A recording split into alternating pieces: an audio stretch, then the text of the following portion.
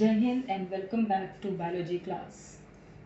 In the previous week, we discussed about the characteristic and habitat structure of different types of microorganisms. Hope you have practiced and you don't have any problem in that. Today we begin our class with the topic microorganisms and us. Now, what do you mean by this microorganism and us? Actually, microorganisms plays very important role in our lives. And on the basis of the behavior, the microorganisms can be of two types. They can be harmful microorganisms or useful microorganisms. Generally, people have this misconception that microorganisms are always harmful. But, dear children, it is not at all true. These microorganisms can make our life simple and easy too. And there are many things around us which can't be possible without them. So children, you must be wondering how it is possible. Okay, let me ask you few questions. Do you like curd or bread or bhatura or any bakery products like cake, pastries, etc.? Do you all know how actually they are made up of? Yes, with the help of these microorganisms. These are the examples which I have given you just now are very less. Actually, they are helpful in many other fields. So today in our class, we will see how these microorganisms are useful to us. Now, based on their behavior, as I told you, microorganisms can be divided into two classes. One can be harmful and another can be friendly microorganisms. Harmful microorganisms are those which are responsible for the different types of the diseases in us or in plants or in animals. That we will discuss later on. Today we have to focus upon the friendly microorganisms. And in friendly microorganisms, we get many bacteria, fungi. They are helpful and they are making our life very yummy and tasty also. That we will discuss in this class today.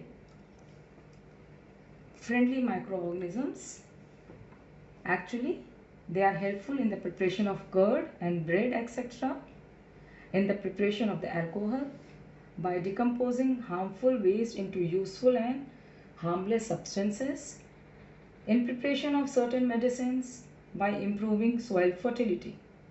So today we are going to discuss each and every useful microorganisms in detail. We start with the preparation of curd and the cheese. Now the lactobacillus is a kind of a bacteria which helps in the formation of curd. It converts the milk into curd. Another bacteria, rennin, it is again a very useful and friendly microorganisms which is helpful in the making of cheese. Now, the lactobacillus is used in many dairy products. It is used in making curd. It is used in making even cheese sometime. So this is a very friendly microorganisms, lactobacillus and rennin, and they are useful in our daily life. Another useful microorganism is yeast.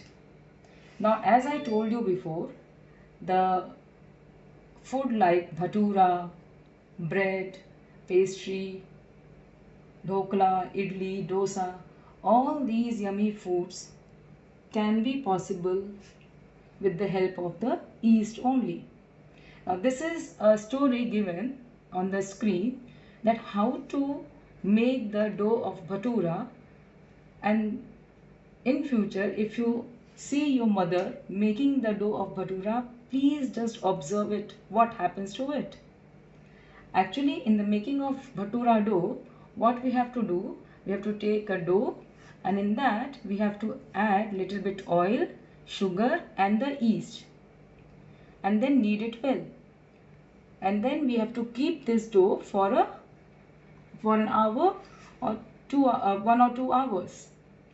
After some time, we will observe that the bhatura dough has become it has risen up, and the size has become double. Now this is because of the action of yeast in it. The yeast is actually doing the respiration, and that releases the carbon dioxide. This carbon dioxide makes the dough rise, and once you cook the bhatura or idli or dosa, the carbon dioxide escapes. So that leaves the pores inside the food material. The same process happens with the bread also and other bakery products. Now another use of microorganism is industrial use of microorganism. What do you mean by industrial use? Means microorganisms are used in the industries for the large production of substances. And the major production which has been done in the industry with the help of the microorganism is conversion of sugar into alcohol and wine from the fruit juices. Now this alcohol and the wine can be produced by the sugar or by the fruit juices by a process called as fermentation. Now fermentation is a process in which the sugar, the complex carbohydrate is broken down into a simpler form by the action of certain enzymes, as you can see it on the screen. In other words, you can say it's an enzymatic breakdown of a complex molecule into simpler form in the absence of air is called as fermentation. As you can see on the screen, the sugar with the help of the yeast is converted into carbon dioxide, ethanol and energy. Now actually this whole process is anaerobic respiration that you have studied in class 7 too.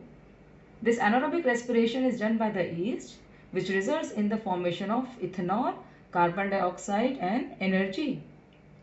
Now this whole process takes place in different steps with the help of the enzymes, and these two enzymes are invertase and zymase. In the first step, the glucose or the sugar is converted into fructose and glucose, and then in the second step the zymase finally converts it into alcohol and carbon dioxide. So this is about the fermentation. As you can see, the brewing beer, all these processes is only possible with the help of fermentation, which is done by the yeast. So yeast, which is a unicellular organism, is doing fermentation and producing alcohol as well as the wine with the help of in the process of doing anaerobic respiration. So this is all for today. Children, I hope you must have understood about the few friendly microorganisms. In our next class, we will see the other uses of microorganisms. But till then, bye-bye and Jai Hind.